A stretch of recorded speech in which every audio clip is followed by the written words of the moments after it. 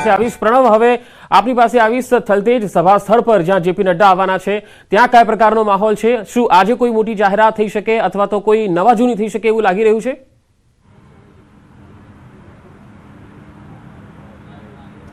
પંકજ, ચોક્કસ ભારતીય જનતા પાર્ટી લોકસભા ચૂંટણીની તૈયારીઓ છે તે આરંભી દીધી છે। તે અંતર્ગત જ આજે શ્રી ગણેશ થવાના છે ગુજરાતની લોકસભા ચૂંટણીના પ્રચારને લઈને। ભારતીય જનતા પાર્ટીના રાષ્ટ્રીય અધ્યક્ષ જેપી નડ્ડા ખુદ અમદાવાદ આવશે। અહીં તેઓ ગાંધીનગર લોકસભા જે કાર્યાલય છે મધ્યસ્થ કાર્યાલય તેનું તેઓ ઉદઘાટન કરશે। ત્યારબાદ ડિજિટલના માધ્યમથી અન્ય પણ જે ગુજરાતના જે 25 કાર્યાલયો છે તેનું પણ ઉદઘાટન તેઓ કરશે। તે માની શકાય કે ભારતીય જનતા પાર્ટીએ પોતાની લોકસભાની તૈયારીઓ શરૂ કરી। મારી જોડે છે અમદાવાદ શહેરના ડેપ્યુટી મેયર જતીન પટેલ તેમની સાથે જ। જતીનભાઈ, ભારતીય જનતા પાર્ટીએ લોકસભાની તૈયારીઓ શરૂ કરી છે, કારણ કે હજુ તો સમય બાકી છે, પણ કાઉન્ટડાઉનના ભાગરૂપે જ કદાચ ભારતીય જનતા પાર્ટીએ પોતાની તૈયારીઓ આરંભી દીધી છે। ગુજરાત ખાતે 26 લોકસભાની સીટો છે। 26 લોકસભાની સીટોના કાર્યાલયના ઉદ્ઘાટન આજે એક સાથે માન્ય રાષ્ટ્રીય અધ્યક્ષ શ્રી જેપી નડ્ડાજી, માન્ય મુખ્યમંત્રી ભૂપેન્દ્રભાઈ અને અમારા પ્રદેશ અધ્યક્ષ સી આર પાટીલ સાહેબના હસ્તે ગાંધીનગર લોકસભાનો કાર્યાલયની સાથે સાથે વર્ચ્યુઅલ માધ્યમથી ગુજરાતની બીજી 25 કાર્યાલયોનું ઉદ્ઘાટન અહીંયાથી એક સાથે આજે થવાનું છે અને ચૂંટણીનું રણસિંગુ ફૂંકાઈ દીધું છે અને હવે અમારા ગુજરાતની 26 સીટો 5 લાખ કરતાં વધારે લીડથી જીતવાનો જે અમારા પ્રદેશ અધ્યક્ષશ્રીનો જે ટાર્ગેટ છે એને અમે અનુરૂપ આ કાર્યક્રમો શરૂ કરેલા છે। જતીનભાઈ, માની શકાય કે લોકસભા ચૂંટણીનું હજી શરૂઆત છે, ટૂંકમાં શરૂઆત થઈ ગઈ છે, પ્રારંભ કરી દીધો છે, પરંતુ ઉમેદવાર પહેલાં જ એક ભારતીય જનતા પાર્ટીની એક થીમ રહી છે, પહેલાથી જ મધ્યસ્થ કાર્યાલયો શરૂ કરી દીધા છે। ભારતીય જનતા પાર્ટીમાં એ ઉમેદવાર કોણ હોય છે એ કોઈ જોતું નથી, પણ કાર્યકર્તાઓ કામને લઈને કે ભાઈ જે પણ પાર્ટી કામ સોંપે છે એ કામ કરે છે અને કાર્યાલયના માધ્યમથી એ કામોની શરૂઆત થાય છે। એટલા માટે અમારો ઉમેદવાર એ અગત્યનું નથી, પણ પાર્ટીને લક્ષ્યાંક સુધી પહોંચવા માટેના કામો અમે આરંભી દીધા છે। ચોક્કસ સાથે હું દ્રશ્ય આપણે બતાવવાનો પ્રયાસ કરીશ। પાછળ હું દ્રશ્ય બતાવવાનો પ્રયાસ, કાર્યકર્તાઓ પહોંચી ગયા છે, સ્ટેજ તૈયાર થઈ ગયું છે। ખાસ કરીને જે મહત્વપૂર્ણ વાત એ બહાર આવી રહી છે કે મધ્યસ્થ કાર્યાલયની શરૂઆત થઈ રહી છે, તેનું મુખ્ય કારણ એ છે કે મોદી ગેરંટીના નામ ઉપર ઇલેક્શન આ વખતે લડાવવાનું છે। મોદીનો ફેસ ફરી એક વખત બનશે, ફરી એક વખત મોદી સરકારના બેનરો પણ લાગ્યા છે। થોડા દિવસ પહેલા જ રાજ્યના મુખ્યમંત્રી ભૂપેન્દ્ર પટેલે ગોતા વિસ્તારની અંદરથી જ જે કહી શકાય કે વોલ પેઇન્ટિંગ શરૂ કરી હતી। ફરી એકવાર મોદી સરકાર, હું ફરી આપણે દ્રશ્યો બતાવી જોઈ શકું છું, સ્ટેજ છે તૈયાર થઈ ગયું છે અને 11:45 કલાકે રાષ્ટ્રીય અધ્યક્ષ જેપી નડ્ડા છે ભારતીય જનતા પાર્ટીના, તે અહીં પહોંચવાના છે અને અહીંથી તેઓ સંબોધન કરશે। રાજ્યના મુખ્યમંત્રી પણ હશે અને પ્રદેશના પ્રમુખ સી આર પાટીલ પણ હશે। સૌથી મોટી વાત એ છે અહીં કે અમિત શાહ અમદાવાદમાં હોવા છતાં પણ અમિત શાહ કાર્યક્રમ નથી, કારણ કે અમિત શાહ માની રહ્યા છે, કાર્યકર્તા તરીકે એક મેસેજ આપવાનો પ્રયાસ અમિત શાહ કરી રહ્યા છે કે લોકસભાને અલગ અલગ જે કાર્યાલયો છે તે કાર્યાલયોને મધ્યસ્થ કાર્યાલયોના પ્રારંભ તો થઈ રહ્યો છે। તેઓ ભલે હાલ લોકસભાના ઉમેદવાર, લોકસભાના તેઓ સાંસદ છે, તેમ છતાં પણ કાર્યકર્તા તરીકે તેઓ અન્ય કાર્યક્રમમાં હાજરી આપશે અને અહીં હાજરી નહીં આપે કે આ પાર્ટી લેવલનો આખો કાર્યક્રમ અહીં રજૂ કરવામાં આવ્યો છે અને ગાંધીનગર લોકસભા જે કહી શકાય એ ગાંધીનગર લોકસભા ની જે કાર્યાલય છે તેનું ઉદ્ઘાટન છે પ્રદેશ જે રાષ્ટ્રીય અધ્યક્ષ જેપી નડ્ડા અહીં કરવાના છે। ચોક્કસ ભારતીય જનતા પાર્ટીએ પોતાની સ્ટ્રેટેજીના ભાગરૂપે જ તમામ મધ્યસ્થ કાર્યાલયો શરૂ કરી રહ્યા છે। તો બીજી તરફ કદાચ ઇન્ડિયા ગઠબંધન જે થઈ રહ્યું છે, અન્ય વિપક્ષો એક થઈ રહ્યા છે પંકજ, પરંતુ તે પોતાનું હજી બેઠકો નક્કી નથી કરી શકતા કે કઈ બેઠક પર ચૂંટણી લડવી। ત્યારે એની પહેલા ભારતીય જનતા પાર્ટીએ પોતાના તમામ 26 જે લોકસભા મધ્યસ્થ કાર્યાલયો તેની શરૂઆત આજથી કરી દેશે।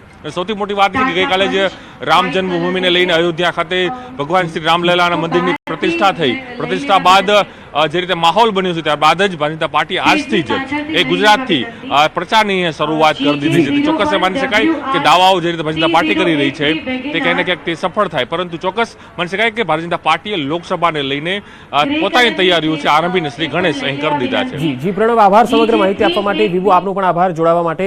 તો હાલ જેપી નડ્ડાના સ્વાગતની તૈયારીઓ એરપોર્ટ પર જોઈ શકાય છે, સાથે સાથે થલતેજ ખાતે જે સભા સ્થળ છે ત્યાં પણ મોટી સંખ્યામાં આગેવાનો પહોંચી ચૂક્યા છે અને થોડી વારમાં જેપી નડ્ડા અહીંયા આવશે। સાથે સાથે યુવા મોરચાઓમાં પણ જબરજસ્ત ઉત્સાહ દેખાઈ રહ્યો છે।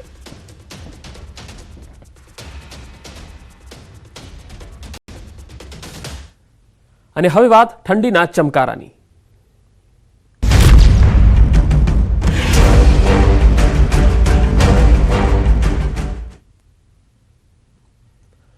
હાડ થીજવતી ઠંડીમાં ઠૂઠવાયું ગુજરાત. સુસવાટા મારતા પવનની સાથે કડકડતી ઠંડી અનુભવાઈ રહી છે. 17 શહેરમાં 15 ડિગ્રીથી નીચે પહોંચ્યો છે પારો. નલિયામાં સૌથી ઓછું 10 ડિગ્રી તાપમાન છે. ડીસા અને વડોદરામાં 11 ડિગ્રીએ પહોંચ્યો છે પારો. રાજકોટ, મહુવા અને કેશોદમાં 12 ડિગ્રી તાપમાન નોંધાયું છે, તો ગાંધીનગર અને આણંદમાં 13 ડિગ્રી તાપમાન નોંધાયું છે. અમદાવાદમાં 14 ડિગ્રી તાપમાન નોંધાયું છે.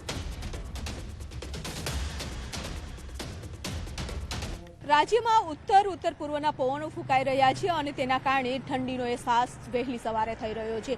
આજે પણ વહેલી સવારે ઠંડા પવનોને કારણે ઠંડીનો અહેસાસ લોકોએ કર્યો છે, પરંતુ હવામાન વિભાગ દ્વારા કહેવામાં આવ્યું છે કે આગામી 2 દિવસ છે તાપમાન અને વાતાવરણ યથાવત રહેશે અને 48 કલાક બાદ ફરી તાપમાનમાં 2 થી 3 ડિગ્રીનો વધારો થશે, એટલે કે ઠંડીનું પ્રમાણ ઘટશે. પરંતુ હવામાન નિષ્ણાંત અંબાલાલ પટેલે જણાવ્યું છે કે 24 જાન્યુઆરી આસપાસ ફરી વેસ્ટર્ન ડિસ્ટર્બન્સ સક્રિય થશે અને તેના કારણે વાદળછાયું વાતાવરણ જોવા મળશે. સતત આવતા બદલાવને કારણે સતત ઠંડીમાં પણ વધઘટ છે તે જોવા મળી રહી છે અને આગામી પણ દિવસોમાં વેસ્ટર્ન ડિસ્ટર્બન્સના કારણે વાતાવરણમાં ફેરફાર જોવા મળશે.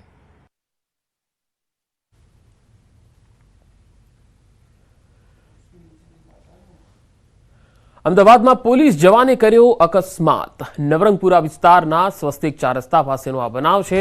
નવરંગપુરાના હેડ કોન્સ્ટેબલ અનિરુદ્ધ વાઘેલા સામે આક્ષેપ છે. અકસ્માત બાદ મોટી સંખ્યામાં ટોળું એકત્ર થયું. કારમાંથી દારૂની બોટલ મળી આવી. નશામાં હોવાનો આરોપ પણ લોકોએ લગાવ્યો છે. ટોળાએ પોલીસ જવાનને ટ્રાફિક પોલીસને સોંપ્યો છે. પોલીસ પકડાયેલા કોન્સ્ટેબલને હોસ્પિટલ લઈ ગઈ. ટેસ્ટ કરાવીને કાયદેસરની કાર્યવાહી કરી છે. અકસ્માતમાં કોઈ જાનહાનિ થઈ નથી.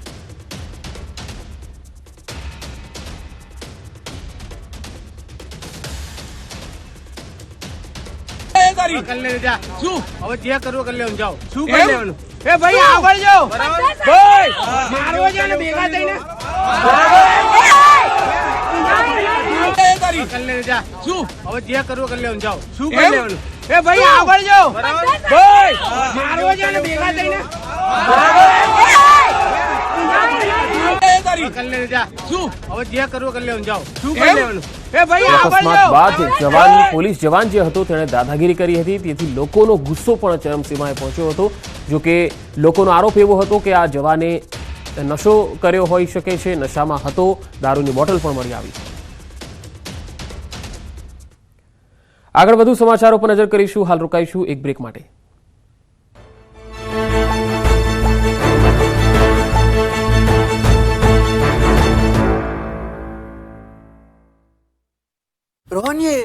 મહોત્સવની ઐતિહાસિક ક્ષણ ઉજવાઈ. -26 ડિગ્રી તાપમાન વચ્ચે 200 થી વધુ કાર અને ભવ્ય રથયાત્રા નીકળી. હાડ થીજવતી ઠંડી વચ્ચે રામ ભક્તોએ વિદેશમાં પણ જય શ્રી રામના નારા લગાવ્યા. અમેરિકામાં પણ રામ મંદિરના પ્રાણ પ્રતિષ્ઠા મહોત્સવની ઉજવણી. ન્યુયોર્કના ટાઈમ્સ સ્ક્વેરની દિવાલો પર શ્રી રામની વિશાળ 3D તસવીર લગાવાઈ. માર્ગો પર ભગવા ધ્વજ સાથે લોકોએ કરી ઉજવણી.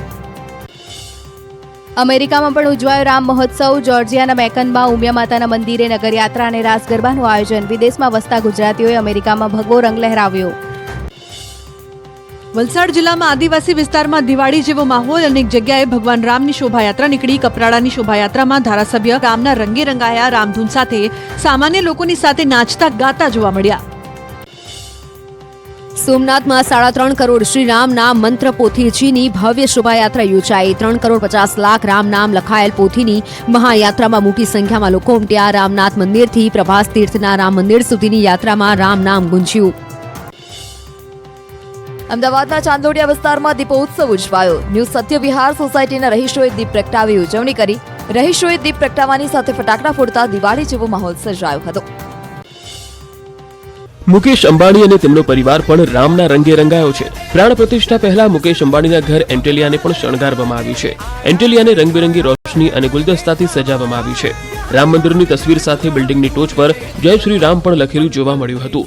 મુકેશ અંબાણીનું ઘર એન્ટેલિયાની ગણતરી વિશ્વની સૌથી મોંઘી અને સુરક્ષિત બિલ્ડિંગોમાં થાય છે.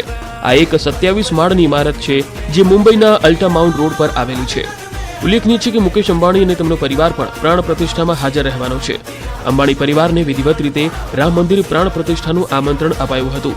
પ્રધાનમંત્રી નરેન્દ્ર મોદીના દ્રશ્યો અમે આપને બતાવી રહ્યા છે. પ્રધાનમંત્રી નરેન્દ્ર મોદી જે આવી ચૂક્યા છે મંદિર પરિસરની, તેમાં ઝલક મંદિર પરિસરમાં તેઓ પહોંચ્યા, તેમની એક ઝલક જોવા મળી છે. પ્રધાનમંત્રી નરેન્દ્ર મોદી કે જે આ રામ મંદિરને લઈને સૌથી પહેલા એ વાત કરવા વાળા હતા કે પ્રયાસ પૂરેપૂરા રહેશે, તેઓને આપ જોઈ રહ્યા છો. પ્રધાનમંત્રી નરેન્દ્ર મોદી આવી પહોંચ્યા છે.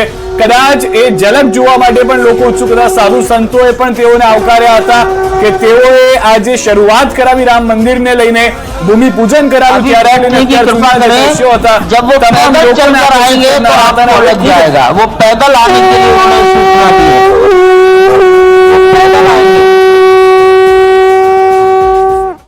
ઘન ઘોર જરે ચહોર મારું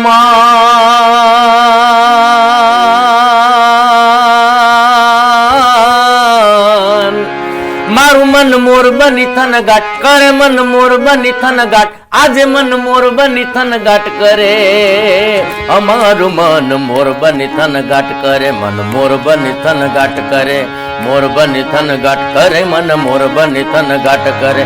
ગોર જરે ચહોર મારું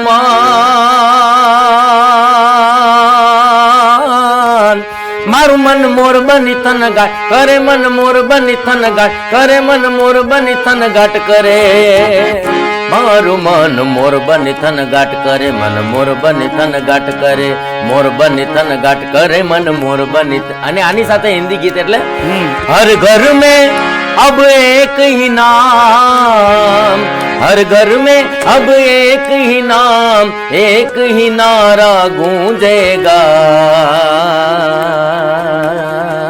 मेरे भारत का बच्चा बच्चा जय जय श्री राम बोलेगा, मेरे भारत का बच्चा बच्चा जय जय श्री राम बोलेगा, जय जय श्री राम बोलेगा, जय जय श्री राम बोलेगा.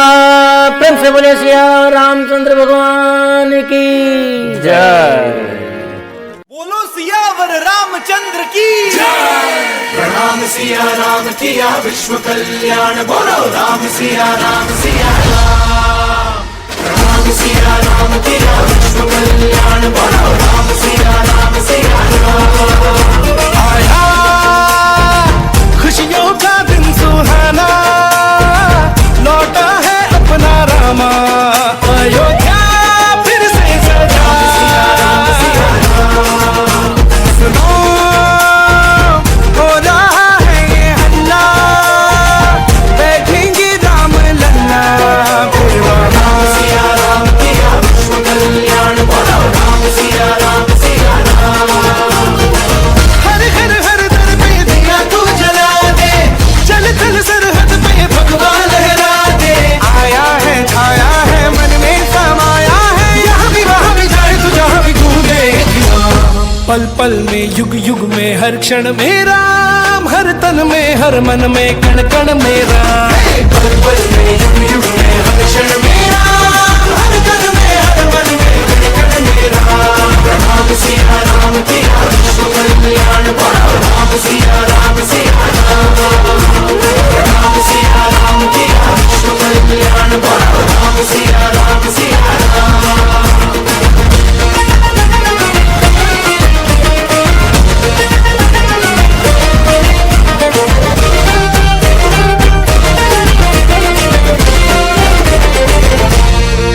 इस दिन के इंतजार में अश्कों से ये आंखें तरस गई, आएगा ये तो विश्वास था, अब जो तू यहाँ लौटा है. स्वागत गान गाए जिसके लिए मन में गंगा जिसके हाथ में है, जीते भी मरते भी काम काज करते भी, सुख में दुख में हर एक मुख में गर जाएगी राम. पल पल में युग युग में हर क्षण में राम,